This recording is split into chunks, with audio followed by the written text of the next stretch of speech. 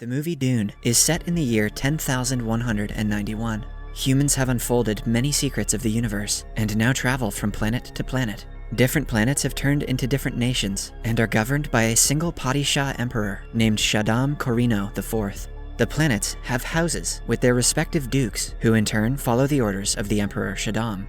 One such planet is called Arrakis. It is a harsh desert planet that is the only source of a rare substance called spice.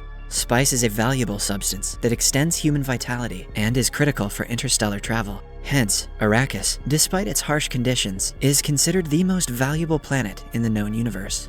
Because of this, the noble houses are eager to rule the planet. At the beginning of the movie, a native of Arrakis named Chani narrates that they have been ruled by the noble House Harkonnen for a long time. The House Harkonnen is cruel to natives of Arrakis, but the poor natives cannot fight House Harkonnen, which is under the Emperor Shaddam's control. Chani also says that one day, all of a sudden, House Harkonnen's troops leave Arrakis, but she is sure that the Emperor is going to send someone else to take their place and exploit their resources. The scene then changes to another planet named Caladan, ruled by House Atreides. The Prince of Atreides, Paul, wakes up from a recurring dream. He has breakfast with his mother, Lady Jessica, who is also a member of an organization called the Bene Gesserit. Bene Gesserit is an exclusive sisterhood organization whose members have advanced physical and mental abilities. Hence, Jessica also has the power to manipulate people's minds. She has been training Paul on the organization's disciplines for a long time. Thus, Paul has powers to see the future and bears other unique powers that he is yet to discover. Paul's father, Leto, who is also the Duke of House Atreides, has an important meeting with the personnel from the Landsraad, the political body representing all the noble houses. In the evening, everyone in Atreides welcomes the VIPs who have brought a note from the Emperor Shaddam himself. The Emperor, who has recently removed House Harkonnen from Arrakis, wants Atreides to take Harkonnen's place. He wants Leto and his troops to be in charge of mining the spice from Arrakis. Duke Leto is apprehensive of the situation, but follows the Emperor's orders. Whilst in the meeting, Jessica notices a member of the Bene Gesserit organization, Gaius Helen Mohiam, staring at Paul. The meeting ends when Leto marks a seal with his ring, confirming that they will follow the orders and go to Arrakis. In the following scene, we see Atreides' troops preparing to leave for Arrakis. Among the troop is their bravest soldier, named Duncan Idaho, who is also Paul's close friend. Paul has been getting visions about Duncan's death in Arrakis, which he is worried about. Duncan assures him that he will be fine, and leaves for the planet to prepare for Paul and the family's arrival. The following scene shows us Paul and his father Leto talking about various matters. Leto reveals he has no interest in gaining wealth using the spice. Instead, he plans on befriending the people of Arrakis, called the Fremen. Unlike the former Duke, Harkonnen, he plans to treat the Fremen with respect so they can be a valuable asset to Atreides. Later, Paul and his associate, Gurney Halleck, practice a duel. They both have wrist devices that creates a layer of protective force around their body. Halleck is worried that they will be attacked by the jealous Harkonnen, so he asks Paul to be careful when they reach Arrakis.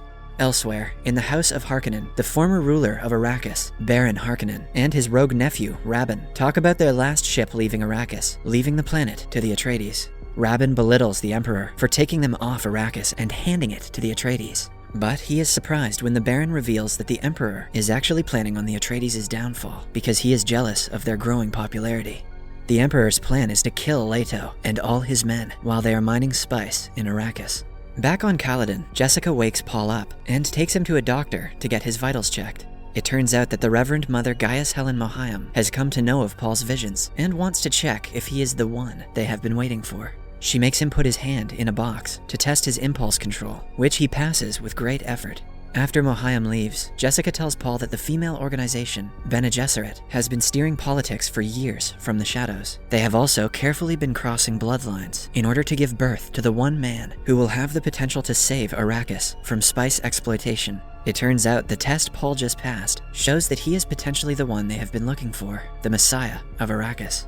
The very next day, Leto, Paul, Jessica, and their troops leave for Arrakis and land on the planet. They are welcomed by the native Fremen, who seem to already believe that Paul is their Messiah, who they refer to as Mu'ad-Dib, although Paul himself believes that it is just a superstition. Later, he is in his chamber, learning about a species of massive sandworms found on Arrakis. To be safe from it, the Fremen walk in irregular motions in the sand. As Paul watches holograms, a deadly insect emerges from the wall and tries to kill him, but Paul saves himself at the right time. Upon investigation, it is found that a Harkonnen soldier had been hiding in the walls to kill Paul. The scene shifts to the Baron meeting Mahayam. She knows about the Emperor and the Baron's plan to attack Atreides, but cannot do anything because it is the Emperor's order. However, she asks the Baron not to kill Jessica and Paul. The Baron agrees to do as she says, but plans to throw the two into the sand for the sandworms to kill. Back on Arrakis, a meeting is held where the officials discuss their plan to mine the spices. It is revealed that the Harkonnens have left them with damaged equipment, setting them up for failure. After a while, Paul reunites with Duncan, who had been sent to prepare for their arrival. Duncan says that he has been living in the desert with the Fremen for 4 weeks. He tells them all about their ways to survive, and also about a Fremen community called a Sietch and their leader, Stilgar.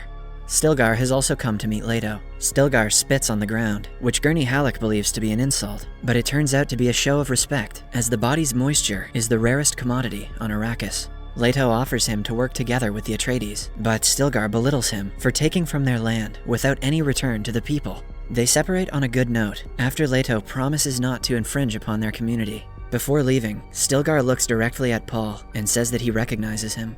The next day, Leto and his team go to inspect the spice sand that they will be mining from. They meet a Fremen and Imperial ecologist named Dr. Liet Kynes. She checks the integrity of Leto's still suit, which is supposed to recycle sweat and urine from a person's body into drinking water.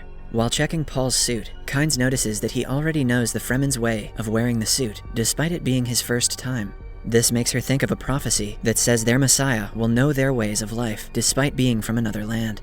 Kynes also believes Paul to be the one. After that, all of them leave to inspect the spice sand. While sightseeing, they see 2 sandworms approaching the harvester that mines the spice.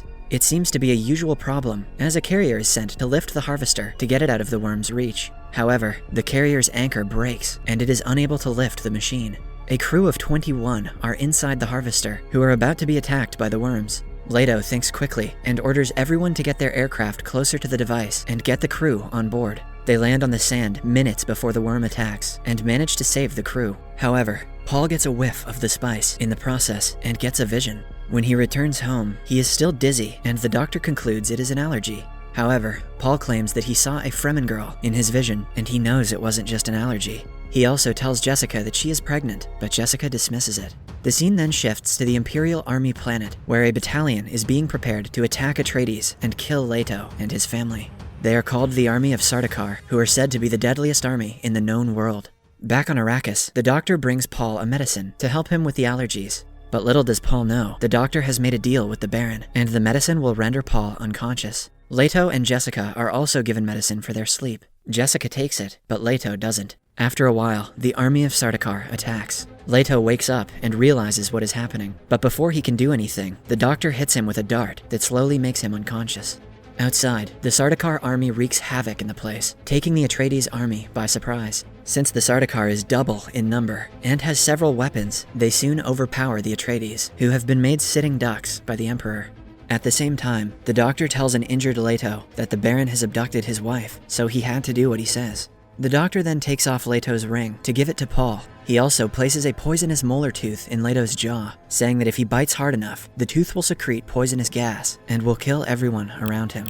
This could be their only hope of taking down the Baron. Meanwhile, the Sardaukar army abducts Paul and Jessica to throw them in the desert. Paul wakes up in an aircraft with his mother gagged and tied beside him. She can use her power to manipulate people and make them do what they are told, so the two use their powers and manage to kill their abductors. Paul finds a Frem kit placed by the doctor for their help. After that, they escape into the middle of the desert. In the meantime, an unconscious Leto is taken to the Baron and stripped naked. The doctor asks Baron to free his wife, but he is instead killed mercilessly. The Baron then tells Leto that his bloodline will end today. Seeing no way to escape, Leto bites onto his tooth and lets out the poisonous gas that kills everyone in the room, including himself. Somewhere else, Paul and Jessica set up a tent using the kit. They also find a note from the doctor and Leto's ring. Looking at the ring, the two realize that Leto is dead and cry, mourning his death. The following morning, Duncan Idaho approaches the Fremen Imperial ecologist, Kynes, and asks her to help look for Paul and Jessica. Back in the Baron's palace, his soldiers come into the room after the poisonous gas has faded. They're surprised to see the Baron has attached himself to the ceiling and is somehow alive. At the same time, Paul trips balls from the spice in the sand and starts to get visions of the holy war that is about to happen in the future. He sees himself killing millions of people, and the deaths make him hyperventilate. A worried Jessica calms her son down. Sometime later, he wears his father's ring, taking the title of Duke of Atreides. They are soon found by Duncan, who kneels in front of Paul, calling him the Lord Duke. Then, all three of them are taken to a safe place by Kynes. The place they are staying at is an old ecological station that was supposed to provide flowing water to Arrakis. If the project had been successful, Arrakis would have been a paradise. However, before the project was completed, the spice was discovered in the sand. Everyone's attention was diverted towards harvesting the valuable spice, and the project was dismissed. A while later, the Sardaukar army reaches the safe zone and attacks everyone. Duncan puts his life at risk to save Jessica and Paul. Paul yells at him to stop because he has seen Duncan's death in his vision, but Duncan stays put to fulfill his duty. Eventually, he is killed while fighting the army, but Jessica, Paul, and Kynes manage to run away. Jessica and Paul get on an aircraft that only holds 2 people. Meanwhile, Kynes asks them to head south to meet the Fremen, who will help them in their cause. She plans to board an aircraft from another station. The mother and son fly away, but Kynes is soon caught by the Sardaukar soldiers. They are about to kill her when she makes a rhythmic thumping on the ground. The noise attracts a sandworm, who devours all of them in a single bite. After that, Paul's aircraft is chased by 2 enemy aircraft. Paul sends their vehicle into an aggressive sandstorm, making their enemies believe that they are dead. In the following scene, we see the Baron bathing in medicines to heal the injuries caused by the poisonous gas. His nephew Rabin arrives and commends him on his Marlon Brando impression. He also tells him that Leto and his bloodline are dead. Finally happy that his enemy house is destroyed, the Baron orders Rabin to continue to harvest the spice and kill all the Fremen. Somewhere else, Paul and Jessica crash land in the desert, but are safe. They change into their still suits and begin looking for the Fremen to ask them for help. Paul had learned about Fremen lives and knows the way they walk to avoid attracting the worms. They walk for the whole day, throughout which Paul gets visions of Fremen people and a specific girl telling him not to give up. The 2 stop to rest for a while when suddenly they hear a loud noise. Paul realizes that a sandworm is nearby. To save their lives, they start to run, only to be chased by the worm even faster. It emerges from the sand and is about to engulf the 2, but stops midway. Someone had set off a thumper to help them. Just then, the leader of the Fremen, Stilgar, and his group surround them. It is soon revealed that they plan to kill Paul and Jessica for the fluid in their bodies. Stilgar stops his men, saying that Paul is the Messiah they were told about. The others do not believe him, saying that Paul has not yet proven himself, so he cannot be the Messiah. One of them insults Jessica, calling her old and a weakling. She proves herself by holding the man hostage with his life in her hands. After that, the leader asks everyone to make their way to the Sietch Tabor, where Paul and Jessica's fate will be determined. Just then, the girl from Paul's visions arrives in front of him and introduces herself as Chani. As they prepare to leave, one Fremen named Jameis insists on having a duel with Paul. In Fremen tradition, all duels must end with someone's death. Paul, who has been training all his life, easily defeats Jameis, but he hesitates to kill him because he hasn't killed anyone in his life. At last, Paul stabs the man to death and wins the fight. Then, the others pack the dead body and make their way to the Sietch Tabor. The movie ends when Paul sees a man riding a massive sandworm, and Chani tells him it is only the beginning. The ending of the movie makes it clear that there is much more to come in the sequel.